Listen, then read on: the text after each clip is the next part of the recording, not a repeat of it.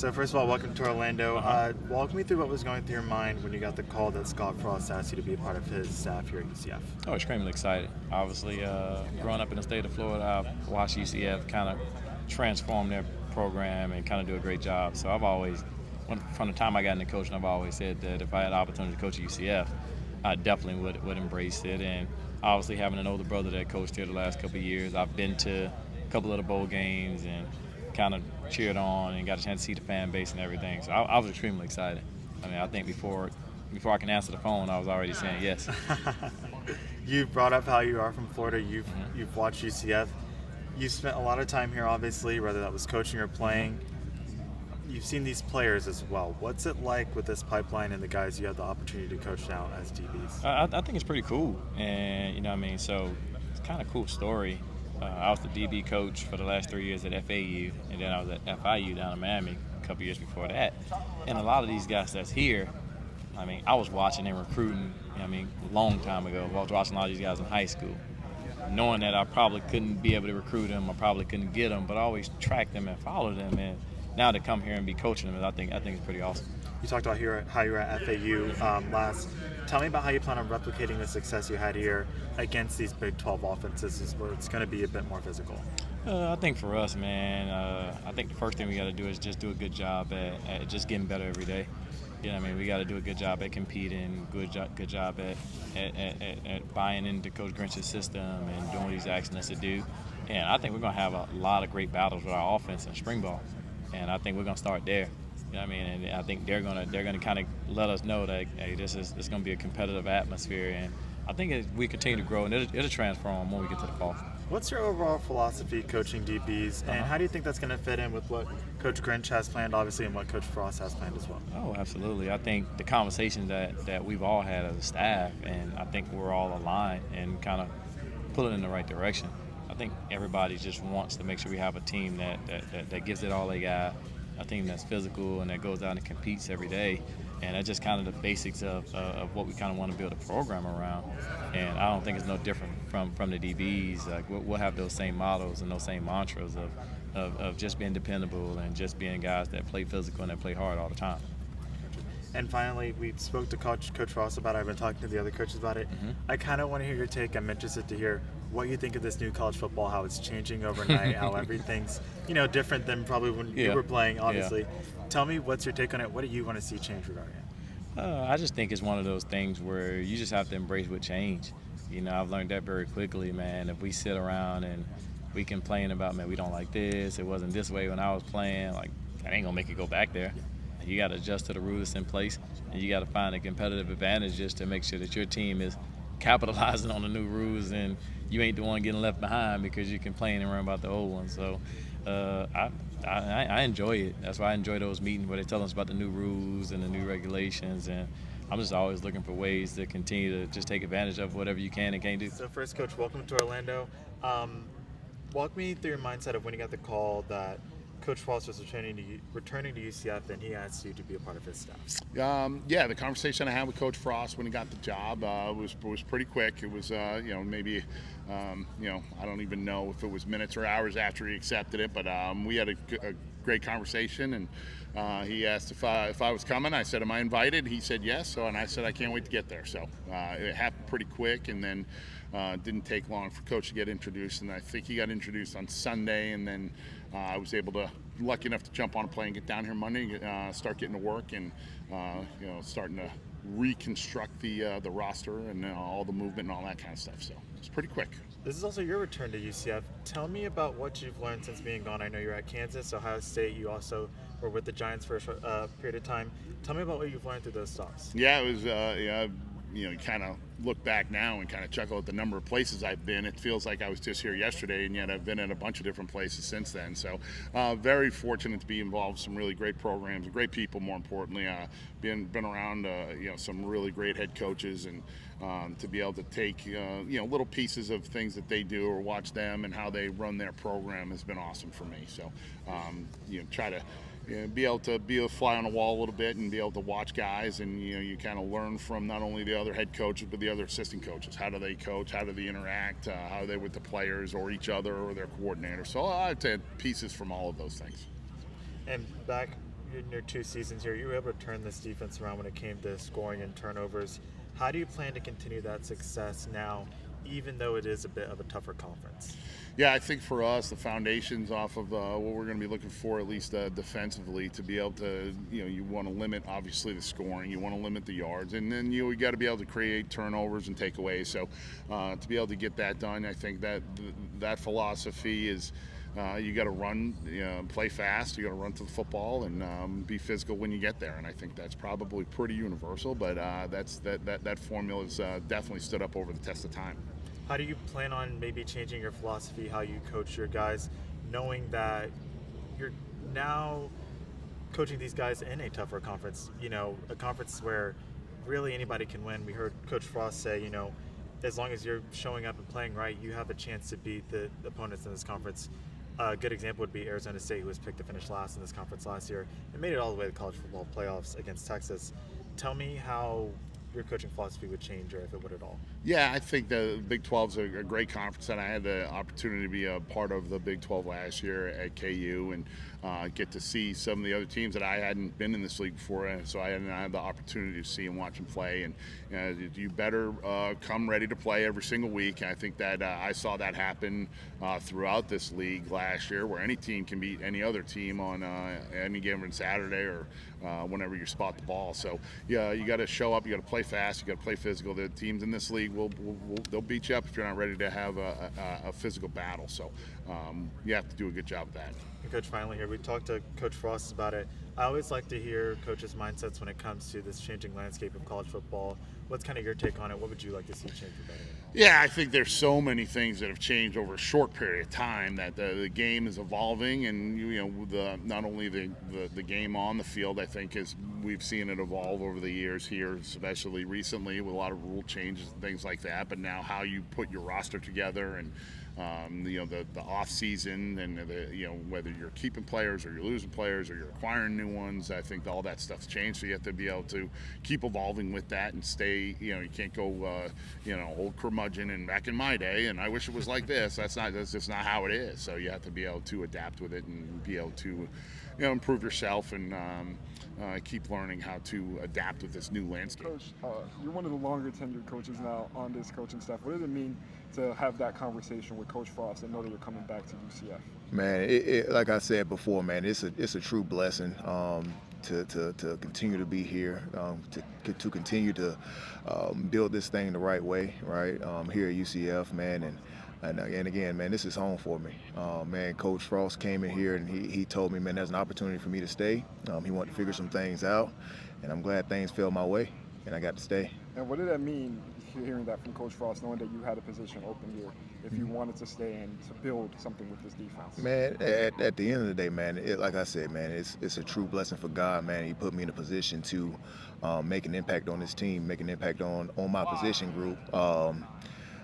My position group, man, they perform well, and at the end of the day, man, that's it's all about the players. The players, they the ones who came every week, week in and week out, and performed, and honestly gave me the opportunity to stay here to help continue to develop them.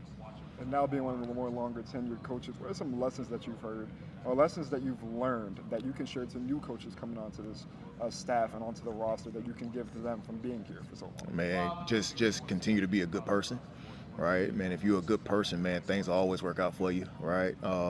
Always be a vessel to learn, right? Always try to seek knowledge as much as you can, because at the end of the day, if people are seeing that you're willing to continue to grow and also pour into other guys and pour into your kids, pour into younger coaches, man, they'll love to keep you around. And that's honestly why I believe I kept my job, because again, I'm not to say anything crazy, but man, I am a good person, and I do treat people the way they should be treated. Absolutely. You mentioned growing that with the off-lesson field. I mean, what also have you learned on the field as a coach, getting to know these younger guys on the roster, especially now with the absence of Ricky Barber and Lee Hunter? I mean, what did it mean to coach those guys, first of all? Oh, man, those guys, I love both of those guys, man. And to be honest, man, I love all those guys. And it gives me an opportunity to, again, go back to the basics, of teaching the guys day one. What does the stance look like? What are your hand placements? What is it supposed to be as a defensive tackle, right? And really just not saying starting over, man, but really getting a chance to really groom those guys and put them in the fire. All right. And then what is the pride that you take knowing that not only help grow and develop, but help these guys become UCF fan favorites and UCF icons with Ricky Barber and Lee Hunter, team captains, No doubt. Being the coach of that group? Man, it's all about buying into the culture, all right? At the end of the day, man, we set out a trait, we set out a goal in mind every year and say, man, we want to be the best defensive tackle unit in the country, right? And to be honest, 2 years in a row, we've been the #1 defensive tackle unit in the Big 12. And again, it didn't show on record, but man, at the end of the day, we performed in the run game, in the pass game, and they trusted the process. And at the end of the day, if you know anything about football and you watch the interior, you'll see those guys are continuously getting developed. And when it came to like transfer portals, when it comes to NFL, man, those guys are developed and they know they're ready-made products. So you'll be crazy not to come get them. And it's commonly though that while players are learning as you're coaching them, you're learning things For sure. as a coach while those players are learning from you. Yep. What are some aspects or some things that you've learned over the time from coaching this UCF D-line Yep. that you want to implement with these new players coming into the spring game, Yep. and coming into the new season this year? Man, patience. At the end of the day, man, everybody isn't ready-made. You know what I'm saying? Everybody isn't ready-made. You think about Ricky Barber. Ricky Barber was a 2-star. Back when they used to do 2 stars, he was a 2-star high school player. And man, just continuously being patient with these guys and knowing that development doesn't come. It's not a microwave society right now when it comes to football. Some guys need a little bit more time. Some guys need to bake a little longer. You know what I mean? But man, just staying patient with the guys and just pouring into them. And now doing a deep diver into the D-line room now as we speak, a player who was supposed to have a big leap last year, unfortunately got injured, John Walker. Yep. What do you see out of him? What's his growth going to look like this year? Is he going to take the charge in that D-line room? Man, that's the plan for sure. That's the plan for sure. And again, John Walker is John Walker. Really good player. He's working his tail off right now. He's working his tail off to get back and to be 100%. And to be honest with you, this was actually good for his body, so he can have a chance to recover, rest his body, because he's never rested his body. He's been playing football and multiple other sports throughout his whole career, so this was good for him.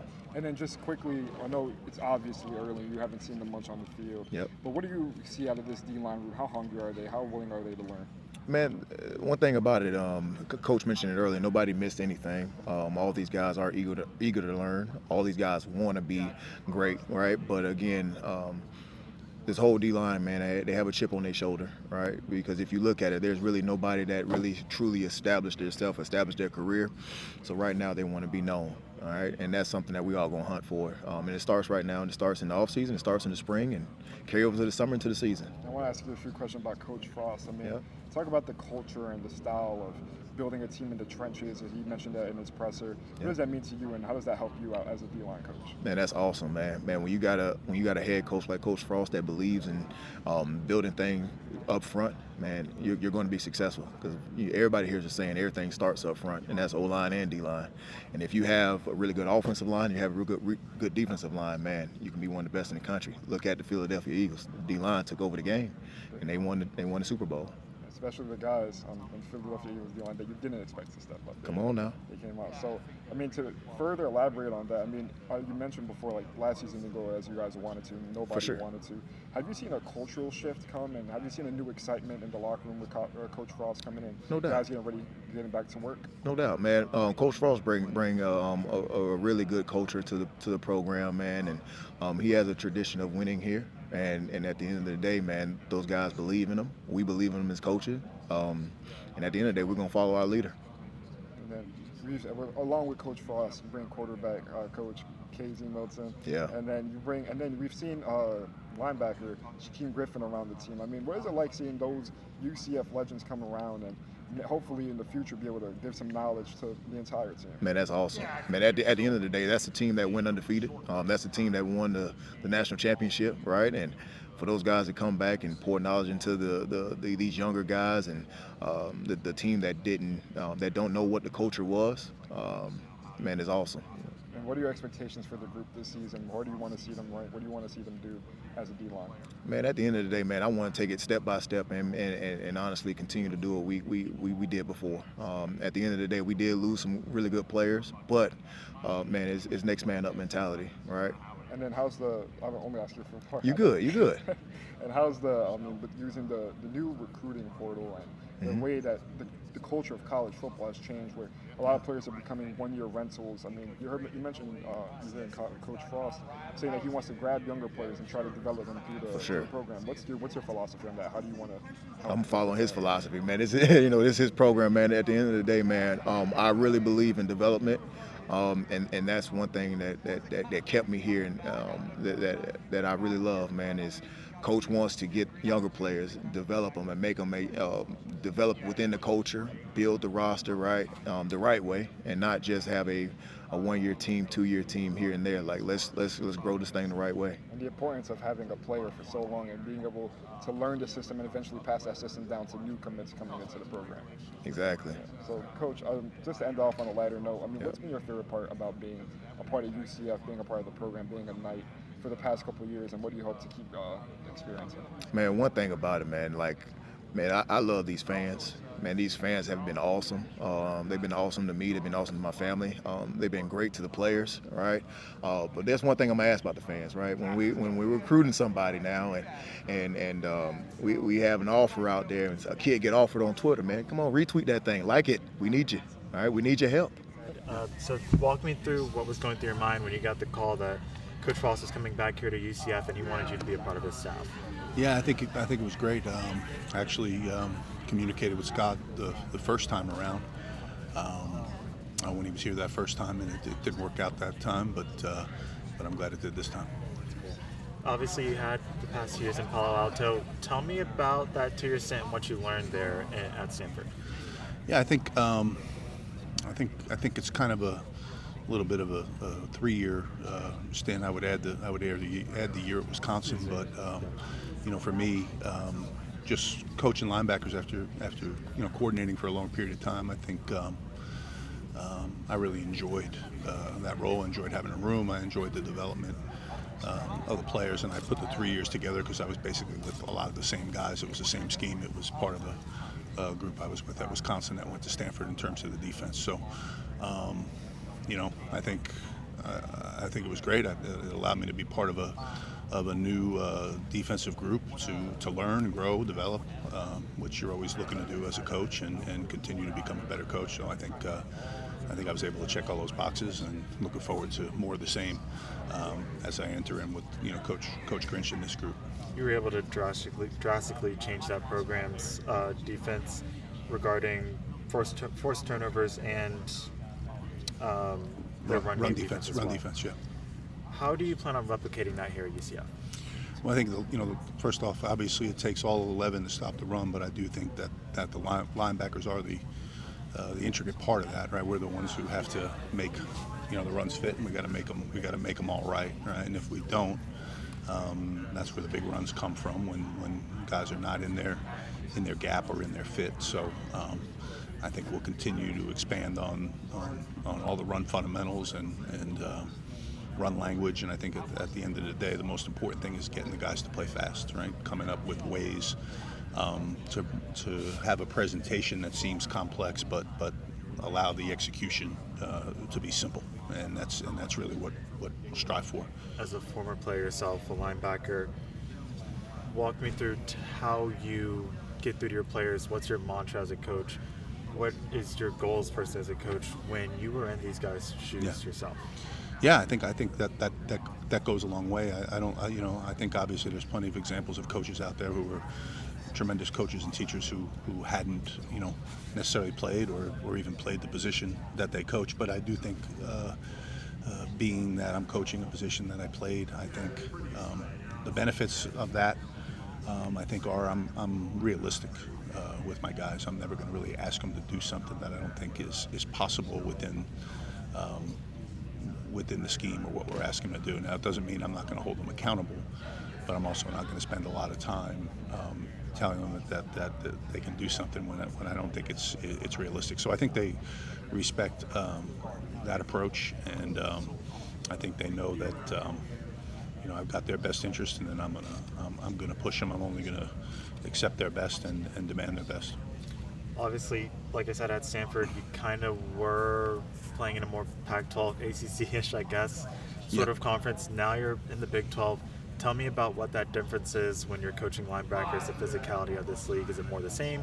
Is it more different? I think at the end of the day, football's football. I mean, now that I'm in the Big 12, I think I hit the Power 5 plus the AAC, the MAC, and the Big East, right? So, been in most conferences. Obviously, some of the teams that are in this Big 12 right now were AAC teams, right? And similar in that regard. So, I think at the end of the day, we're going to still have to do the things that you have to do well, regardless of who you're playing, right? And we're going to have to be able to stop the run, and we're going to be able to have to tackle in space, when you play as a linebacker. So those are things that you consistently have to be good in, regardless of what league you play in. And finally here, you talked about the changing landscape of college football. We talked to Scott Frost about it, obviously. He had some interesting takes on it. I always like to hear coaches' mindset when it comes to this, how college football is essentially changing, so often, and the new NIL, all this stuff. What's kind of your approach on it? How do you see it? What do you want to see kind of be changed in this game to, maybe add more guidelines, is what most coaches are saying? Yeah, I think we'd all be for some more guidelines, but really at the end of the day, it doesn't affect me or how I do my job. Obviously, we have to be aware of the landscape, and we know that there are certain decisions that are going to be made with other things in mind than there used to be. But at the end of the day, once that player is established that he's going to be part of our program, to me that part hasn't changed, right? At the end of the day, the players want to know that you care, and you can bring value, and you can help them get better. And I think that's true at any level that you coach football at. So regardless of whether players are getting paid or not getting paid.